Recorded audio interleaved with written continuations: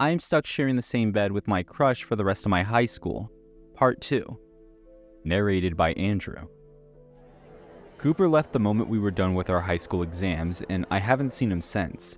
And the guilt, like a pendulum, still weighs heavy on my conscience. But it isn't only the guilt that keeps me awake at night and makes it impossible to live through the rest of the day. It is the feelings, the dreams, and the daydreams that keep me on the edge all the damn time. Sometimes I cannot help but wish I had better explained myself to Cooper, because it was the lack of explanation from my darn side that ended it all. I could have said, "Hey Cooper, I'm not gay, but I'm not straight either. All those scores I kept with my girlfriends were blatant lies." Cooper in return would have asked, "Then what are you?" And I could have given a simple answer. Asexual, I think. I have yet to figure out a way around that one, Cooper. I need patience. But I didn't do that. In fact, I didn't do anything. I didn't even freaking try, and the guilt of that weighs heavy on me. Now, all these years later, after that fateful year, I haven't been in any relationship. Not because I do not have the time, but because I haven't found my right love again. Cooper does not want anything to do with me, and I have honestly no idea what's the point of falling in love then. I realized my feelings a little too late, and now I am shuffling through the awkward aftermath of losing the one true love. The only dream I could fulfill is joining the police academy, and we are on the last stage of it, just on the edge, about to be let loose into the world as the new police officers, fresh out of the oven and everything. But that doesn't mean the responsibilities do not lie heavy on our shoulders. All the corrupt ways of our seniors lie on our shoulders after all. From next week onwards, all of you new recruits will work under your seniors. You'll deal with real-life cases. No more assignments, although these will be your assignments in some ways or the other. We were told just a few days ago, and all of us are now eager to know what seniors we are going to work under. But as the days draw close, I am more than anxious to meet mine. Because if the rumors around the academy are true, then I'm going to end up with Richie Johnson, an absolute hell of a man in both attitude and sheer arrogance. Oftentimes, they say he rolls his eyes so much that he may as well lose them someday. And when he is announced as my senior, I cannot help but roll my eyes. Given my bad luck in literally almost everything I do, I did see that one coming. "Come with me," Richie tells me and pats my shoulder. "We are going to the pub to celebrate your last day of freedom." I roll my shoulders and look straight into his eyes. "I do not drink, sir."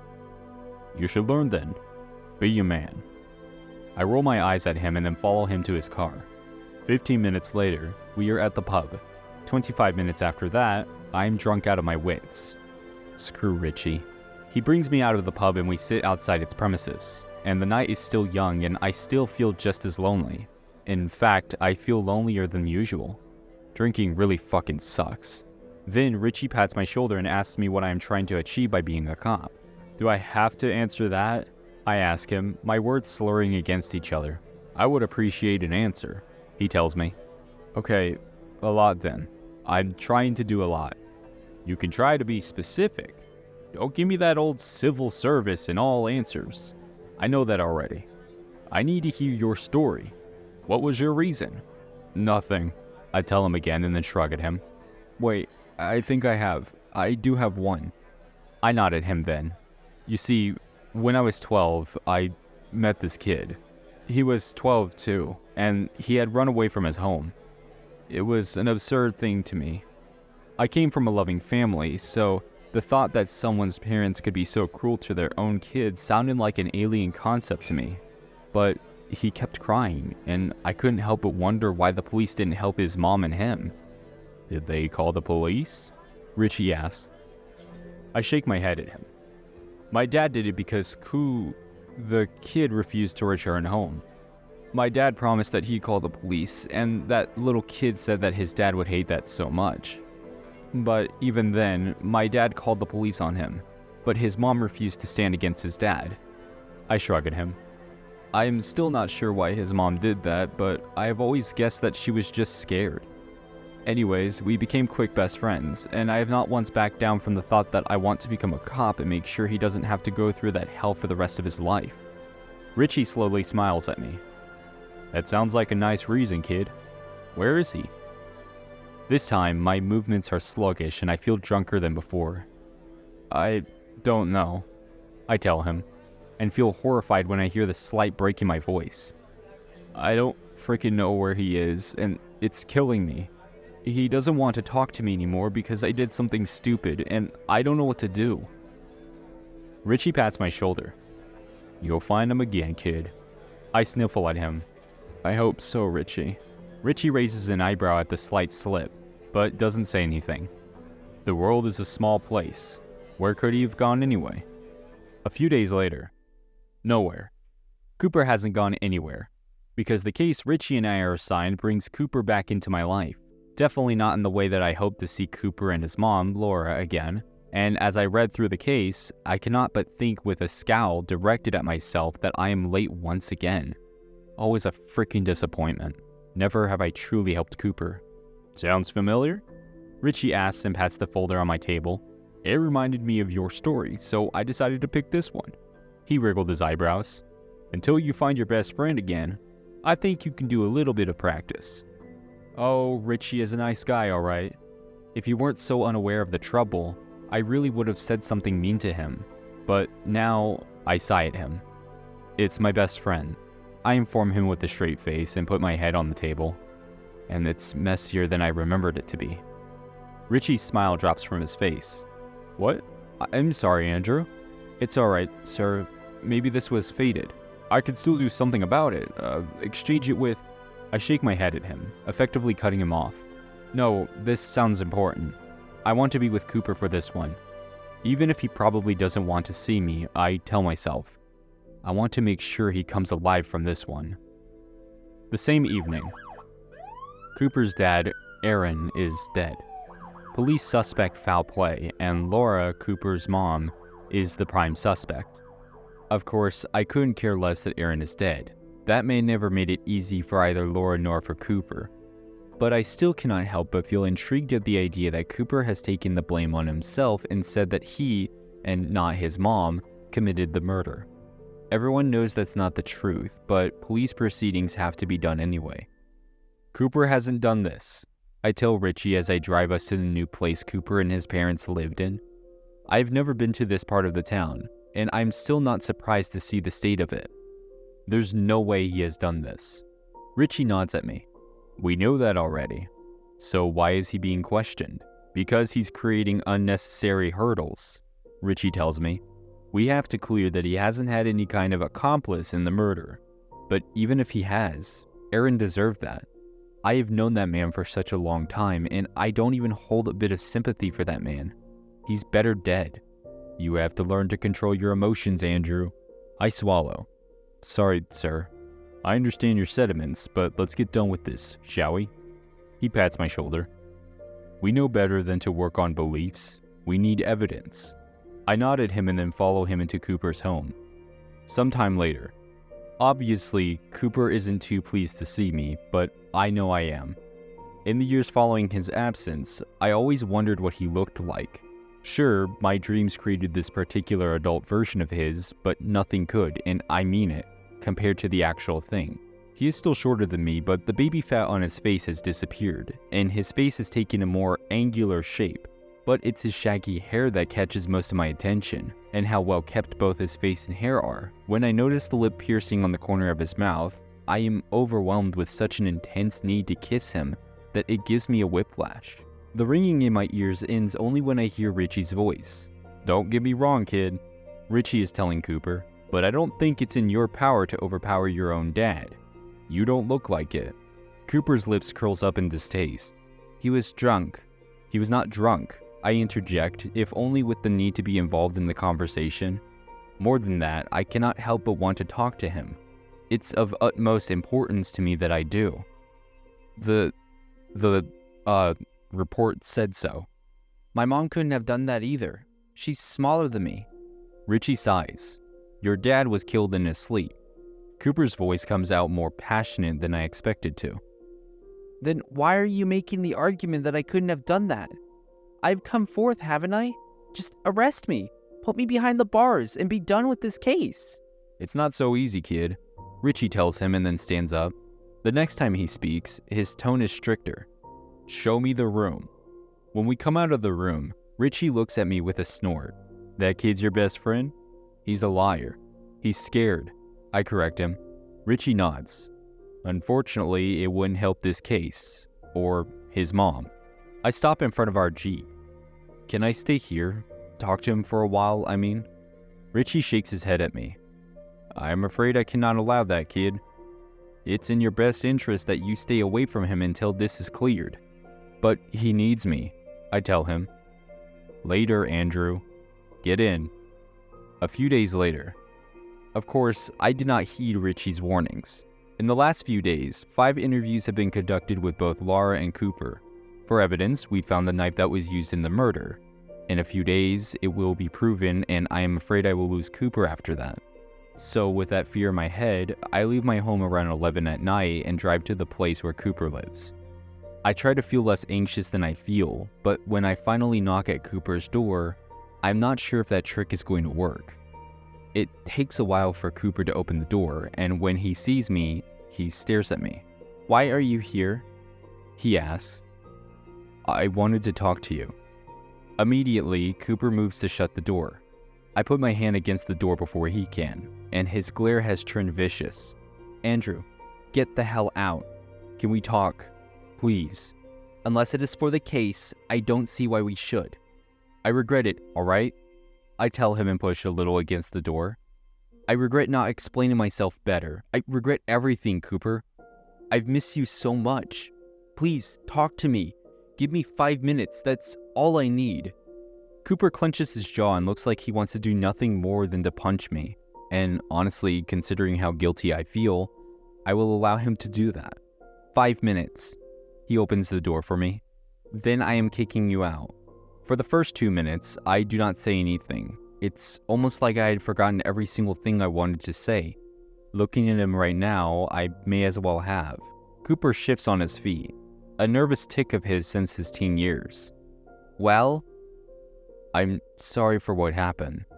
He nods at me. "Everyone is." "You're still beautiful," I tell him. Tears gather in Cooper's eyes then, and I feel guilty again.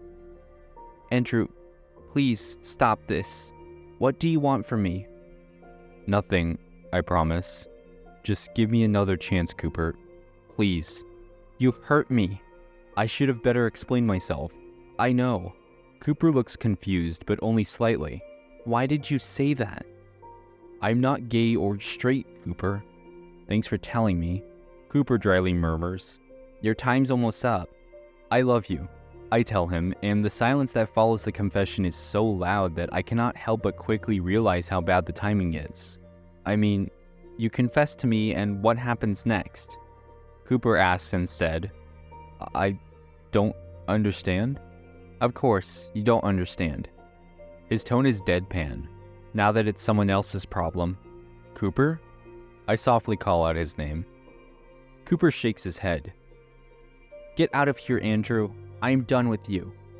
Before he shuts the door on my face, he says, "And I'm with Tate, so please keep all your feelings to yourself. They don't matter to me." A few days later. I know I have no right to roll over my bed over this fact. Cooper is a grown-up man. He can make his own decisions.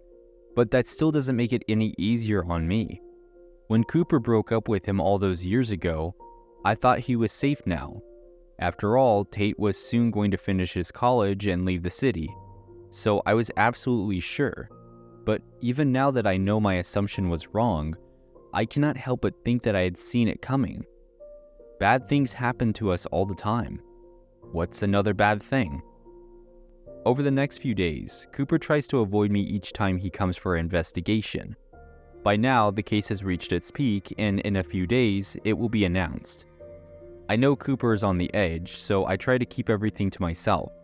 I cannot, after all, do anything to ruin the delicate relationship between us.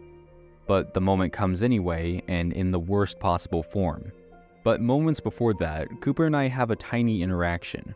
And as our conversation flirts more and more towards one particular direction, I end up asking him, "Why are you still with Tate anyway?" Cooper looks stunned for a moment, and then his lips curl in mock distaste. This is the most hateful I have ever seen Cooper, and it breaks my heart when I realize that it's not directed at me, but himself. At that look, I cannot help but wonder how much part I played in that.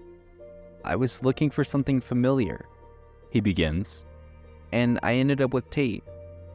And I cannot help but recall his words from ages ago when he'd mutter with slight disdain that he knew he would someday get comfortable with his situation with Tate, just as his mom had done decades ago. And now Richie is asking me to ruin even that bit of delicate interaction between us. Why can't you do it, sir? You and I know you can handle it better than me. I'm asking you to do it as my junior. And then Richie removes himself from there and escapes into his own cabin. I glare at his back and then sigh when he disappears out of my view. I will now go and have to inform Cooper that his mom will be charged with a murder charge. Sometime later, Cooper obviously holds the disdain against me. He clicks his tongue and sets his jaw. Tears fill up his eyes, and I know I'm on the verge of losing him again. Your mom, I continue shamelessly, will be put behind bars for now. The court hearings will be decided soon. We are assuming it will be held in 2 weeks. This is wrong and you know it. I hang my head low. I'm sorry, Cooper, but this is how the law functions. Don't give me that bullcrap. He shouts at me, and the words ring loud in the mostly empty police station. I cringe a little, but I have nothing against Cooper. What he's saying is true, after all. We spent all of our lives under that man, and even dead, he hasn't left us. There's too much. On cue, a storm rages outside. I'm sorry, Cooper. Oh, you must do something, he says, his tone verging on begging. I cannot let my mom suffer any more than she already has. Dad deserved it. I hang my head low, and that should be an indication enough, but I still mutter a small sorry anyway. Even though Cooper doesn't need to hear that any more than he already has, I cannot help but utter it for the rest of the night that I spend with him, because we do spend the rest of the night together, at least in some ways. When it starts raining soon after, I suggest to Cooper that he come with me. You can always return home in the morning when the weather's better. Cooper seems to think otherwise, but then something seems to come over him, and he agrees immediately. All right, in different rooms, he tells me. In different rooms, I promise. And despite that particular part of the conversation and its implications, Cooper initiates advances at me. They are, obviously, purely of sexual nature. But I soon realize that Cooper isn't doing that to placate our feelings, for it is a given thing that both of us are desperate for each other's touch after such a long time apart, but because of something else entirely. And when I push him away because it seems wrong, he breaks down into a loud sob, buries his face in his hands, and sits down on the sofa, his clothes askew. I try not to stare at his bare shoulders, but that is also a difficult task. How can you be so dismissive of me? He asks. I'm not dismissive of you, I tell him and shake my head at him. I'm sorry if I have ever made you feel like that, Cooper, but I'm not dismissive of you. Yet I feel so. He replies, and for the next 10 minutes keeps crying. After that, I offer him napkins. His face is beet red and his eyes are so red-rimmed that it feels like he will break down into another set of tears soon. I try not to feel helpless at the reminder that I may have played a very big role in bringing Cooper to this position. I'm sorry, he says finally. I'm not like that. I mean, offering myself to others. He rubs his hands together. But I have grown so used to the idea of people wanting something in return for a favor that I didn't think twice before kissing you. I will never make you do anything of that kind, Cooper. Tate does, he replies with slight disdain in his voice. And he's my boyfriend. He's a white trash, that's what he is. I glower at the dining table. But you do not ever need to do this for anything, Cooper. But I really cannot help your mom here. She did murder him. If it was done in self-defense, then something could have happened.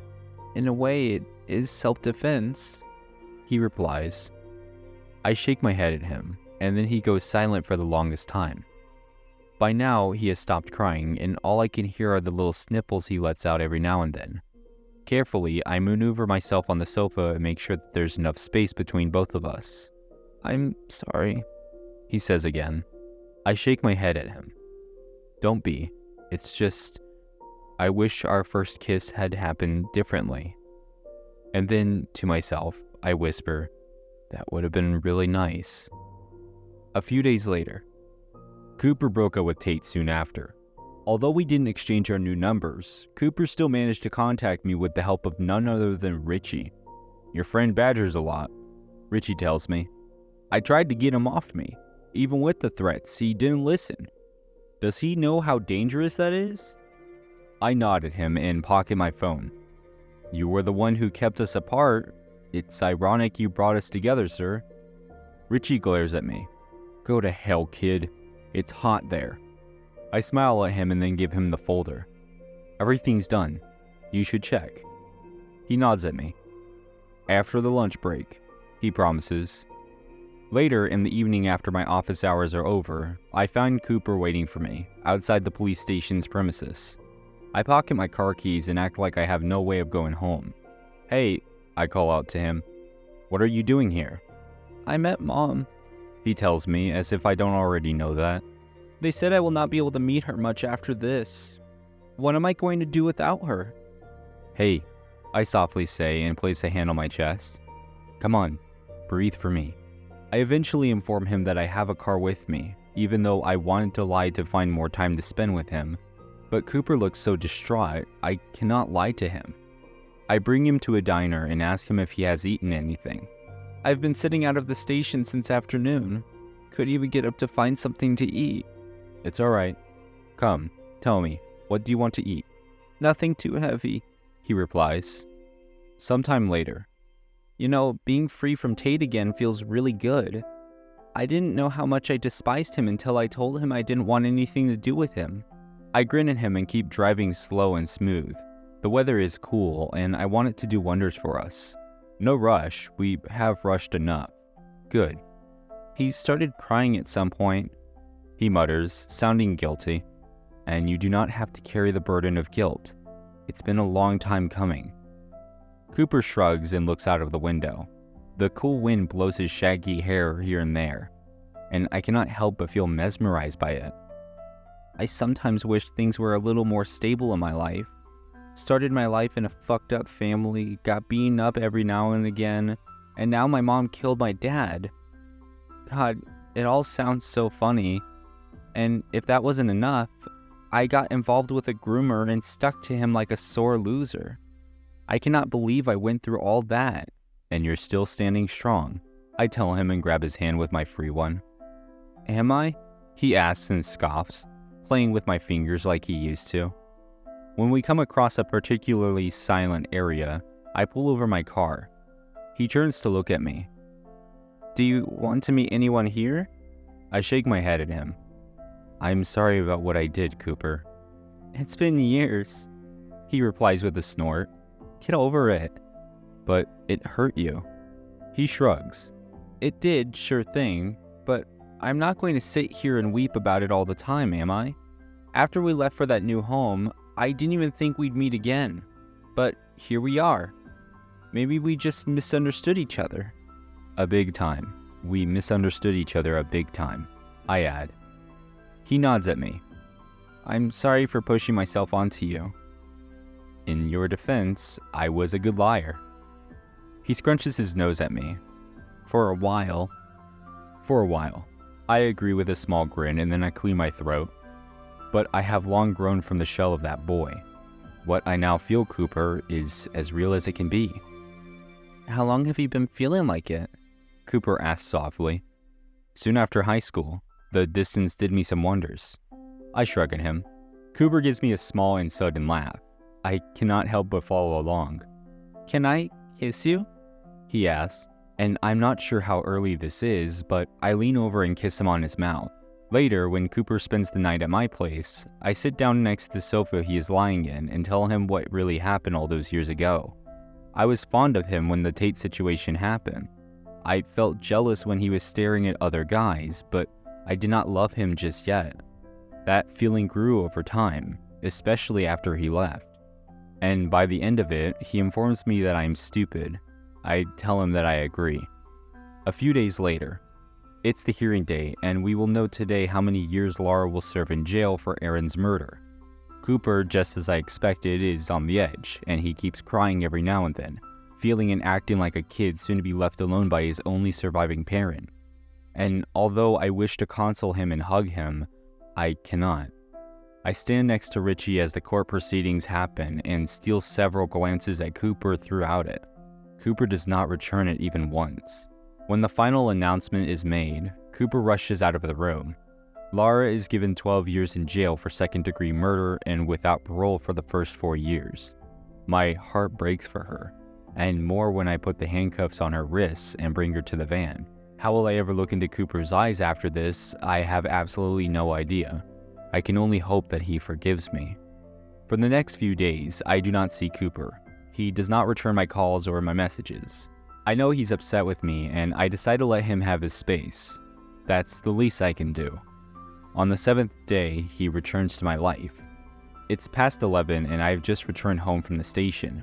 It rained heavily earlier, so the weather is a little colder than usual. And as I'm staring ahead at nothing but the wall, the doorbell rings. Curiously, I look through the peephole and am shocked to find Cooper standing on the other side. I immediately open the door and find him shivering and underdressed. Cooper? I don't think I can handle it alone, he tells me. I tried to, but then it got very unbearable. I wanted to go meet Tate at some point, but I knew that was a very bad idea. So I have come here, Andrew. I need help. Lots of it. Hey, come here. I grab his arm, pull him into a hug, and close the door after him. It's alright. Do you want to have some tea? I can make us some tea. Cooper shakes his head against my chest. I just want to sleep. I'm tired.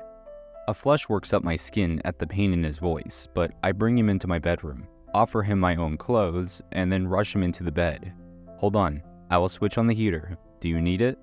I don't know, he answers. I switch the heater on anyway and sit down on the sofa chair next to the bed. Are you hungry, Cooper?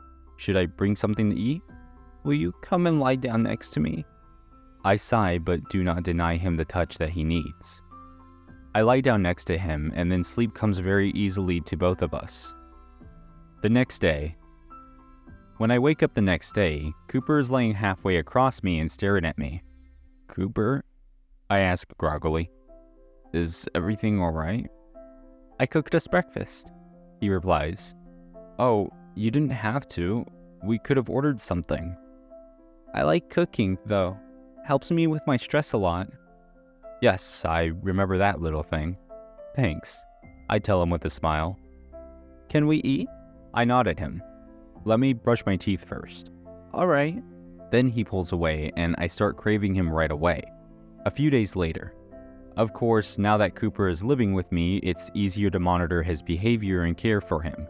But living together, besides these things, is also bringing us together, sometimes. It's like we are back to the old days. It's not going to be very bad, I promise. I will keep checking on her. I run my hand through Cooper's hair and rub his head occasionally, delighting each time he lets out a tiny sigh. In recent times, this is the most relaxed he's been. Thank you, he tells me. I smile at him and rub my thumb over his eyebrow. You don't have to thank me. I still want to, he replies and puts his head on my chest. I am glad you are with me right now, he suddenly begins. Otherwise, I wouldn't know how else to deal with everything. I wish I'd never left. He smiles. At least you are here now. He cranes his neck to stare at me. That's all that matters, really, he adds when I look a little doubtful. I duck my head a little to press a kiss against his lips. I'm glad you're here. Then it's a mutual feeling. It is, I agree with a smile. A few days later. It takes me a little while to convince Cooper to even think about therapy, but when he says in a promising tone that he will think about it, I know we have won half of the battle. I talked to a therapist friend of mine to keep his tabs open for Cooper, something that I knew he may need sooner than later. Although Cooper has been showing signs that he's doing well, sometimes the fake-hate slips, and I know that it will not end well. It's best that he talks to someone, even if it's not me. Cooper is feeding the fish in the fish tank when I arrive from work. 2 days ago, he left home and then returned with this fish tank. Don't worry, I will take it away when I leave, he said. Why would you leave? I'd ask. You aren't sick of me yet? I've just got the chance to love you, Cooper. I think that's the last thing that would ever happen.